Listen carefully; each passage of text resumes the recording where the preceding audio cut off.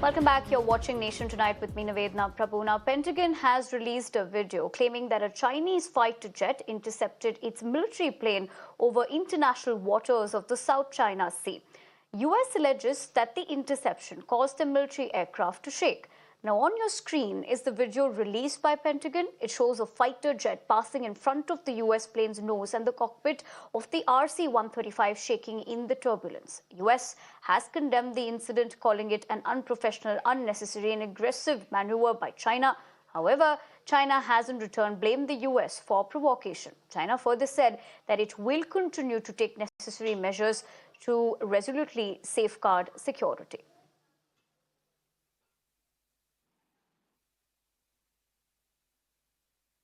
All right. In fact, to take this conversation further, I have Achal Malhotra joining us on the broadcast. He is a former ambassador.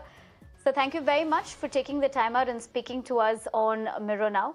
In fact, talking about this, China's claims over South China Sea have been a contention for rule-based order. How do you view that? Yes, good evening, and thanks for calling me to your channel. You mentioned about this episode. I think this is one of the several episodes which is adding fuel to the fire as far as US-China relations are concerned.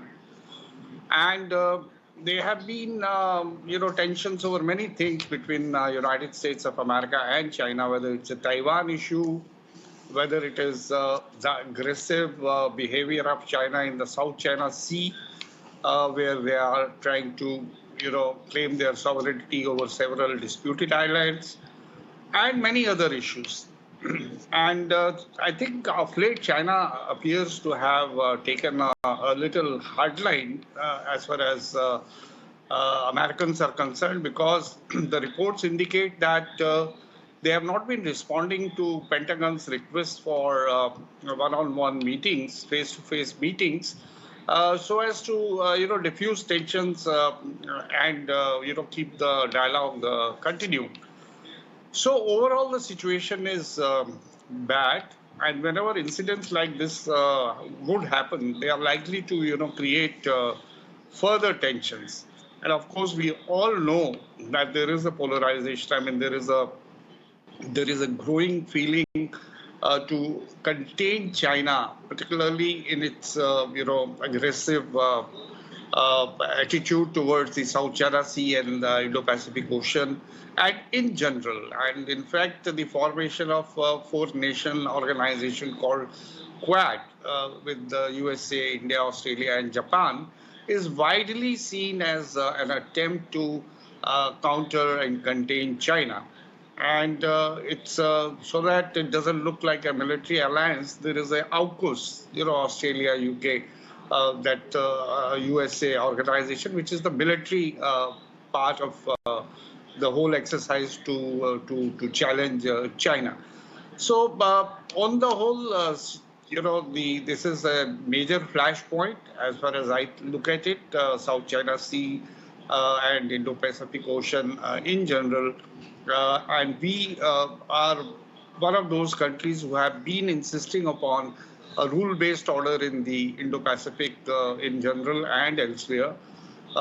We have been also echoing the sentiments that there should be a freedom of navigation and freedom of flights in this region, and there should be no aggression or no kind of expansionism displayed by China in this. We don't, as far as India is concerned, we never named China, but it's quite evident that we are part of the global thinking that China must be contained in this region in general, in particular, and overall in general. Over to you. Mr. Malhotra, as we speak about the response, now the Chinese response comes amid Beijing's refusal for high-level engagement with Washington on multiple occasions in recent past. Do you think it indicates that ties between the two superpowers are unlikely to become normal anytime soon? How do you view that? Yeah, as I mentioned, of late, the Chinese appear to have taken a hard line vis-a-vis USA, and they have not been responding to Pentagon's request for quite some time for meetings. Even recently, some request, I believe, was made from the defense side of the United States of America. So that shows, obviously, the Americans have also indicated that they are willing to engage China, but only selectively. They want to engage China on trade, economic investment issues, and also on climate change. But they are not willing to,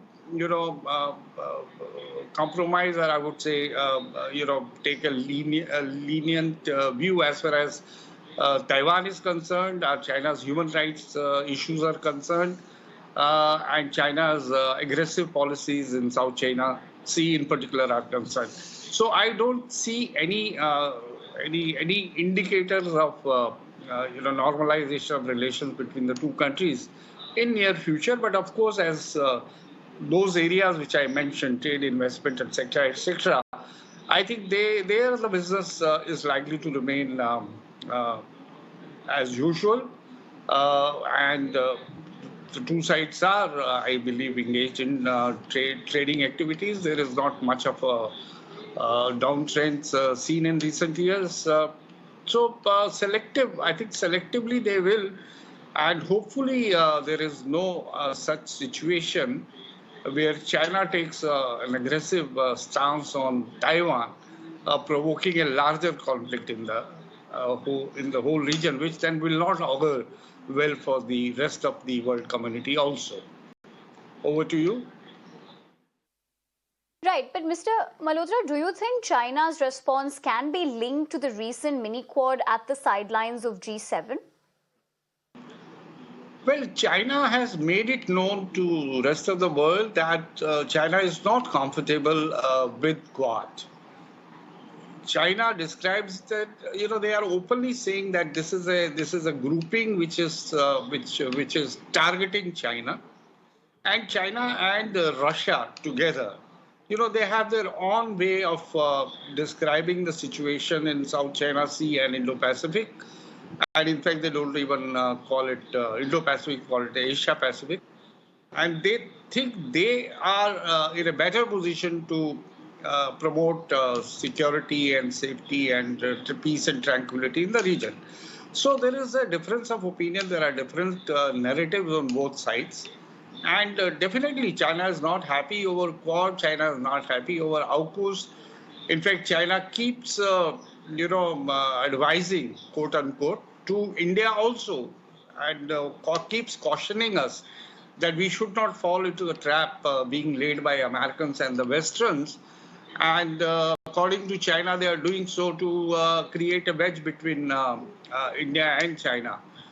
Very recently, when they were out and out going in praise for the government of India's actions or the initiatives taken in the direction of erasing the memories of colonial past, and they were praising it, but at the same time they had also mentioned about that India should look towards China, because I think China, because as far as India is concerned, China has come to realize that it did a grave mistake by that Galwan episode, by its incursions on the line of control, and probably never expected the kind of response it got from India.